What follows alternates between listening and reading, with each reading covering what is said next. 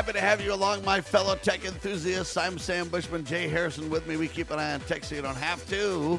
This broadcast is brought to you by NetworkProvidersInc.com. Check out their website about the services we offer: building websites, a help desk, security, strategic vision from IT professionals embedded in your company, and a whole lot more. NetworkProvidersInc.com, the website for the show. NPITechGuys.com. Check that out as well for the audio versions and the the video versions of the show. We're still trying to get one of the most technical people I know, Jay Harrison, on camera, ladies and gentlemen. This is like a tech. I don't know if we're going to have to clone him or get a robot version or what we're going to have to do, but he's afraid of the camera, ladies and gentlemen. He's a little camera shy. You guys are glad that I'm not, though, really. Now we got to get you on camera, man. In order for me to promote this show into the big time, we got to get you on camera or we look foolish and low tech, Jay. I'm a radio guy for a reason, but, All right. Anyway, all I'm telling you is it's very, very interesting what's going on in the news. So here's what happens. I use AI a lot now to see what headlines are out there, and I just keep an eye on it and everything. And I say, hey, show me the top 15 tech headlines or whatever, and I just see what they are. And that doesn't mean I only do those stories or I just rely on that exclusively. I do my homework and everything, but I use that just to see what am I missing, what's going on, what. And I got back the last several weeks I've done this, just nothing but the same headlines. Chips are down, stocks are down, tech is struggling, AI is laying everybody off, security's a big meltdown, and it's just like there's nothing new. There's nothing. You need a happier AI, Sam. Well, so then I basically said, hey, I want to see tech news that's unique and different, not just these standard headlines. And I got back a bunch of pretty cool stuff. And that's You've got a ton of stuff, too. I mean, I'm surprised at how much. I don't even think we'll cover it all in one show. Well, and that's where the last episode, for example, we talked about that man that had that new capability with his electronic arms or whatever you want to call it, wired into his brain and everything else. It's pretty interesting stuff for sure, especially if you're a blind person like me. How long will it be till they can do that for the eyes?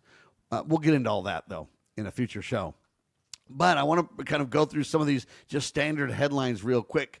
I don't want to spend a lot of time on them. I just want to go through them to kind of illustrate what I'm talking about. AI chips stocks drop as investors question the next phase of the AI boom. See, that's negative. Technology stocks fell sharply. Okay. White House launches AI and cybersecurity coordination initiative. They're worried about security. They're worried about AI. The government wants to be in the middle of it, which I'm concerned about. Cybersecurity firms gain attention as AI security becomes top concern. It's a growing concern. Critical SharePoint security flaw. So Microsoft SharePoint now has a security flaw that could be subject to attack. Wow, okay. Security Week gives us that. They got Splunk. I don't know what Splunk is. Do you, Jay? Yeah, it's like a video thing like Zoom. All right. Well, anyway, Splunk and Zoom get hacked. Both companies issued patches that could expose credentials, compromise accounts, or allow unauthorized access. Now, when I say they got hacked, I don't know that they really leaked data, but they have vulnerabilities that got exposed, right? Right. Coca-Cola's Fairlife production. So if you ever drink Fairlife, that kind of muscle milk kind of a drink or whatever you want to call it. I've never even heard of that. So okay, I have. I've drank it. You don't look in the aisle and find drinks though, Jay. Really. I guess not. No. All right. Anyway, so Fairlife, it's kind of like a chocolate milk substance, but it's like for energy and it's for health and people who work out use it and stuff. It's like a protein drink kind of a thing. Sam's on the cutting edge. Anyway, Fairlife though, so they had a ransomware attack. And so the cyber attack forced the suspension of the production for a while. So, they got, wow. I mean, this is Coke, people. Japanese food manufacturers restore systems after cyber attack. NVIDIA expands AI infrastructure. Partnership in Japan. So now they're working with the Japanese government. Apple and OpenAI face new legal challenges. So Apple filed a trade secret lawsuit. So there's a big old lawsuit between the two biggest, two huge companies or whatever.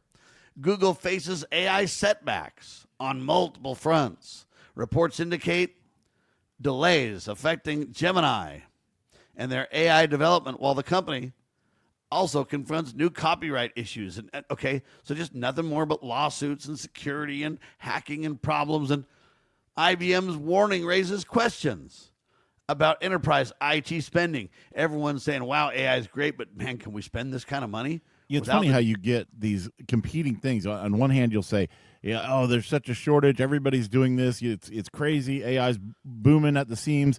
And then you have the exact opposite story in the same headline in the same news cycle. That's I like, know, it's oh, crazy. everybody's, yeah. Like, That's what I can't be mean by both.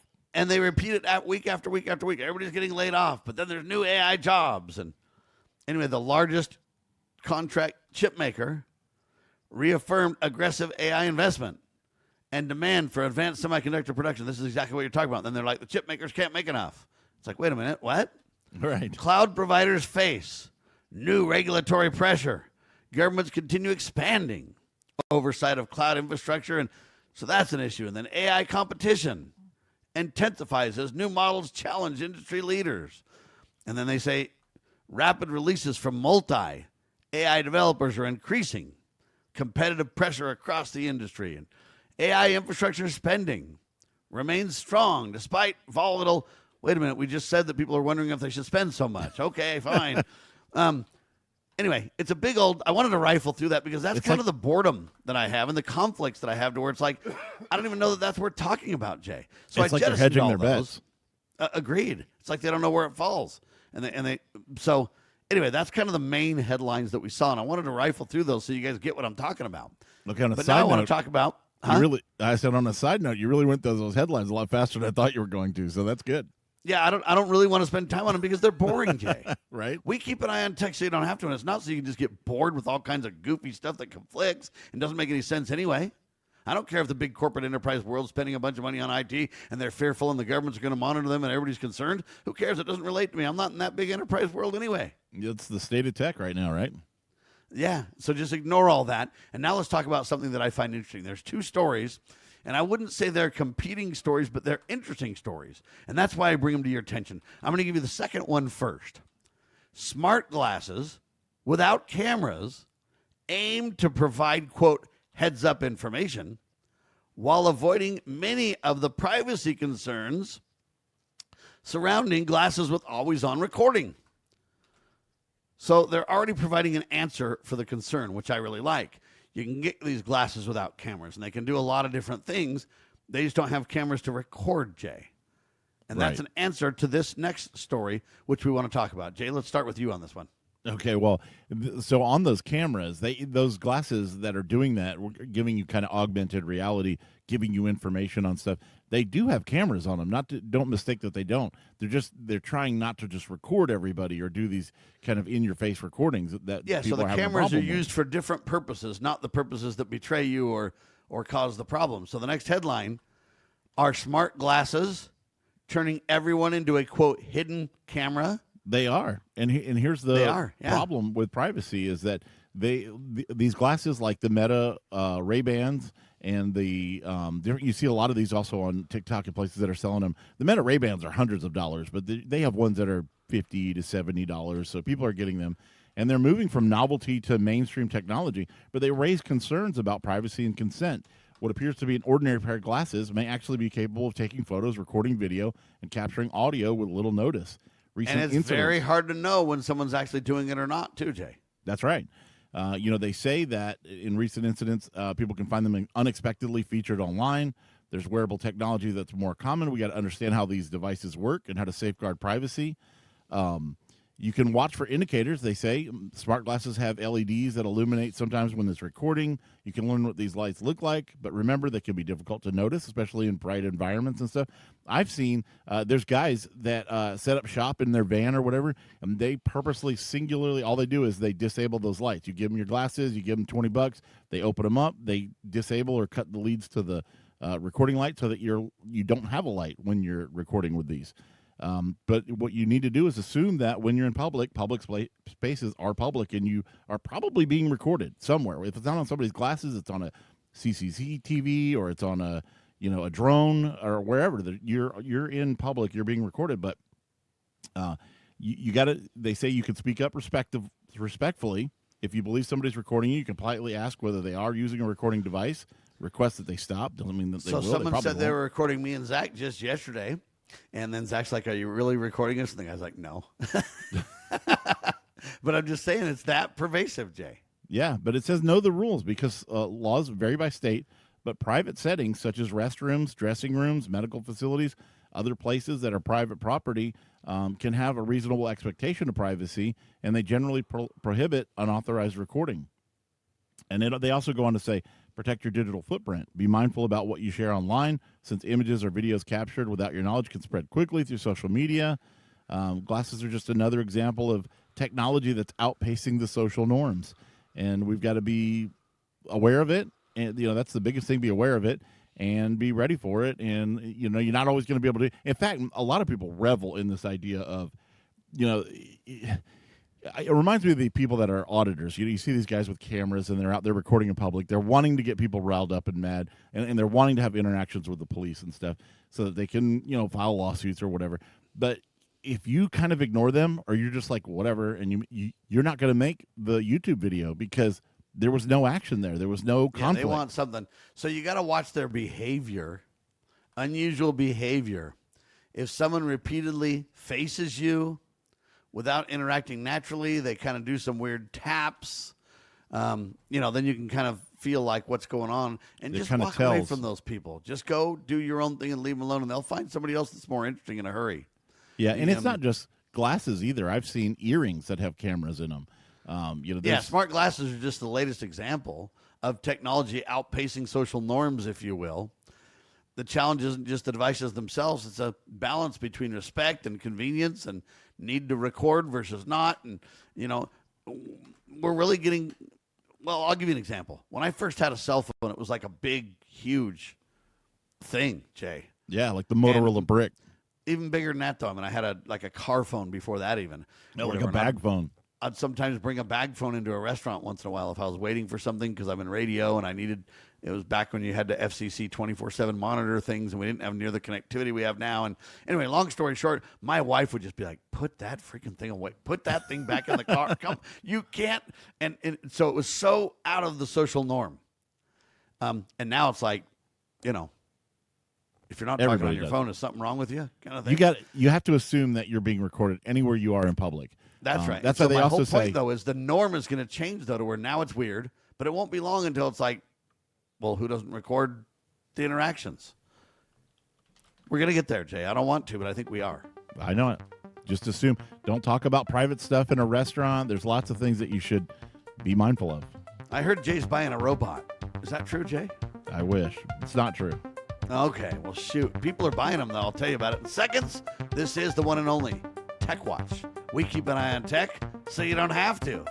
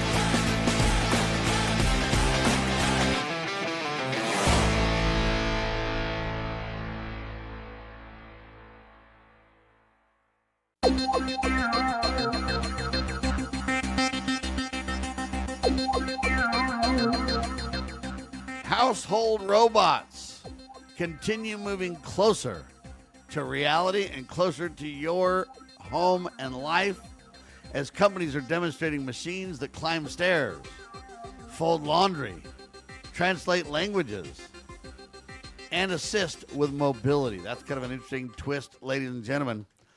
They're interesting, Jay, because they're getting more capable. They've got a robot now. I can't remember what it's called right this second, but it runs on wheels, and you kind of hold on to it. And it's kind of a robot guide dog for blind people now.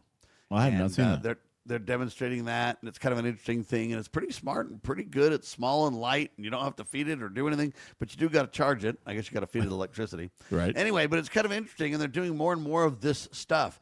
And so I wanted to talk about these entry-level human robots because they're doing more things. A lot of people have vacuums. That's kind of the most common use of one of these things.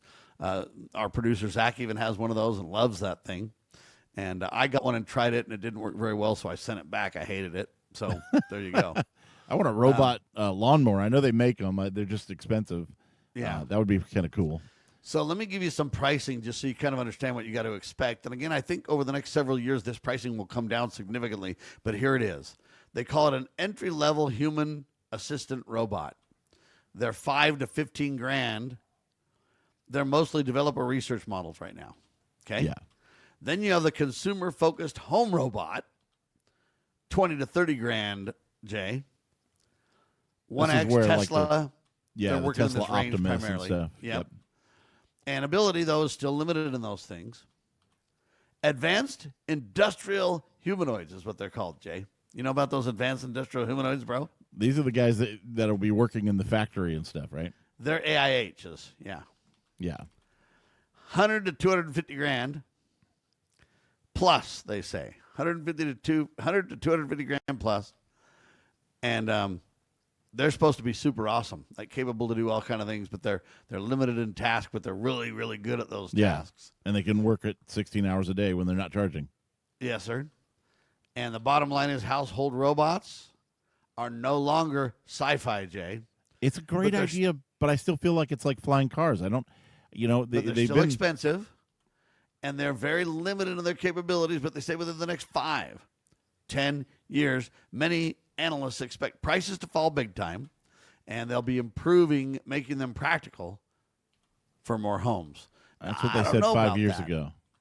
Well, but Jay, we've made progress now. We have driving cars that drive themselves, and we also have vacuums that vacuum your house and lawnmowers that mow your lawn. And so I agree that it's slow, and I agree people think it's going to be tomorrow, and it's not, but yet it's going to come faster than we think, though.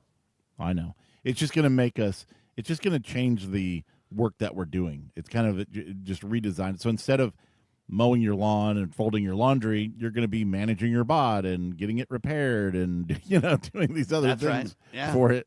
And while it's doing those it's just kind of changing you from a household worker to a robot manager. Well, what I want is a fleet of agents that can do things. I mean, I want them cleaning my garage and mowing my lawn and vacuuming my floor and cutting my hair and feeding or making my food and going to pick up my prescriptions. And, I want the multi-agent plan, Jay. You don't want like a boiler room of guys making phone calls and sending spam email and stuff like that for you? And, No. I just want productive, cool tasks and stuff. I want one of my bots to make cookies and bring them to Jay's family. And I just want to be like on God's errand I'm on and board stuff with with all my bots and stuff. You know what I mean? Yeah. I like hey man, we made Thai food, and so we're bringing you over some Thai food for dinner because we're kind of the service guys. We're the ministering angels with our bots, and so we're that's the guy I want to be, man. I just want to control everybody all my loves bots this idea and be a ministering angel to everybody. Yeah, everybody loves this idea. We want Rosie from the Jetsons, right, to just be handling everything. But I don't know yes, sir. if it's going to happen. I want a bot to be an attorney too. If somebody sues me, just send Rosie, the attorney bot, over there, take care of business. She'll sue your socks off, and then when you decide you want to cry uncle, she'll be like, okay, we'll stop now. I'm going to send Tina, the cookie delivery lady, over to say we're so sorry, and we love you, and it's all good, and quit suing us, and we'll be kind too, and, we'll just go there, right, Jay? The world will be a better place. Yes, it will. By the way, speaking of the world being a better place, Jay, multiple monitor setups remain one of the biggest productivity upgrades for office workers, they say 100%. And I couldn't agree with this more, Jay. I know. It's one of the cheapest, too. One of the cheapest, biggest bang for your buck. If you're on a single monitor, go to a multi-monitor setup, and you will be like, how did I ever get along without this? Yeah, for sure. And it's gotten to where people don't even want to work. They're just like, you know what? I got one monitor now. I'm just not going to work today. I'll work tomorrow. I'll catch up anyways. It boggles me how people do this, because it also, what boggles me is how people work on a phone on that tiny screen. And I'm like, man, I've got to have I use actually mostly a single monitor at work, but it's a 4K monitor. So it's the equivalent of 4 monitors in one. Yeah, because it's huge and you can put multiple things in sections. Yeah. But even then, I still have a side monitor that I use for presentations or for putting, ping windows and things that you're trying to monitor or whatever on. but I don't really work from that monitor so much. But still, My son Ben is a super web developer and everything else. He develops applications and software for colleges and schools and different things. Anyway, and he basically has like 6 monitors, dude. yeah, you just can't get enough once you go And down he that puts road. things everywhere, and so he's just like, man, I just need it because I need to compare things, I need to refer to things, and if I have to load and stop and unload and do this and that, it's just not. So I just let it all rip and display, and then I just work. Pretty soon, we just need to be in a spherical like IMAX, and where you can just have Well, monitors it's going to get everywhere. more too, because what's going to happen, Jay, is you're going to start getting agents that are in certain monitors, and all you got to do is keep an eye on that agent, right? Yeah, you'll be monitoring the agent who will be working on your behalf.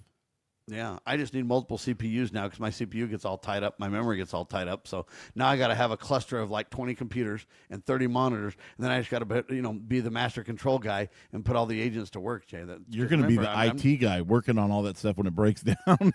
No, it can't break down. Bots have got to fix that. I'll just send my I'll call it Jake the IT bot, and he'll just fix all that, Jay. And then it'll all be Jake. I need the bot delivering cookies and making cookies and food and cutting hair and remember all those tasks, Jay? Yeah, I got to have that happening, bro. That's a tall order right now. All right. Well, Asana announced the acquisition of what's called Stack AI. Jay, do you know about this? I don't. Asana sounds familiar, but I can't remember. It's a software company, right? Yeah. And the goal, it's a race to build what they call AI-powered workplace tools and agents. And so basically they're building the infrastructure for Sam to have what he wants. Now, it's not the automation part. You got to understand AI is more of a thinking, a reasoning, and a gather information for you. That Whereas whole article automation is taking action, Jay. So that people whole, need to understand the difference between thinking and action, right? Right. That whole article to me sounds like the buzzword salad of today's news headline. It is just like, without question. But Jay, if it becomes real though, then they're building the infrastructure for me to have what I want. Yeah. All you got to do is get the automation part where the robots can do their part, and the agents can tell them what to do, and I can just kick it on back, man. Yeah, and they'll charge you a monthly fee for it, an exorbitant monthly fee. Of course they will, but I'll just find a bot to raise the money for that. Right. See, because I can do a bot that'll be out there and like Sam's on the bleeding edge of this cool tech. He's delivering the whole world cookies, man. And as long as your bots can make whatever that cost is X+1, then you're all right. Roger that. Yes, sir. Now you got that picture. You're thinking right, Jay. You're on target, buddy. So that's what's happening. It's very interesting. And, a lot of it sounds cool, but it isn't going to be here very soon because the AI regulation debate intensifies in Washington, says the next headline. Federal policymakers continue evaluating AI oversight, security, quote, safeguards, and compliance frameworks for advanced models. So they're digging in and saying, all it means when they do this is it's going to slow down, Jay. I think there's a lot of good and necessity to it, but it's also frustrating if you want the future to come quicker, right? I agree 100%. People they say, well, it's the Wild West. And I also agree. I understand that. And you do want some oversight. You don't want to stifle innovation. Right. It's a hard balance to achieve, right? Without question. So the next headline says cybersecurity expert push new AI security standards. Industry leaders are meeting to develop security practices aimed at protecting an increasingly powerful AI system from, quote, misuse. So, smart, somebody might take my cookie have. making bot and they might put poison in the cookies or something, Jay. Yeah. Can't be having that, bro. This is a great idea. I think it's good because these guys are putting together, their ideas, and they can pass that to legislators. They can do stuff. We'll see how it turns out. We'll be on top of it. All I can tell you, ladies and gentlemen, I need a guard bot to keep an eye on my cookie maker so no one poisons the cookies. You see what I'm talking about? I got a lot going on in the world, baby. So I need computing power like you wouldn't believe. Build me my own personal data center, would you please? Yes, For sir. Sam and Jay, that's Tech Watch. We keep an eye on tech so you don't have to. NPITechGuys.com, NetworkProvidersInc.com. Hey, make it a great tech day, will you? Thanks.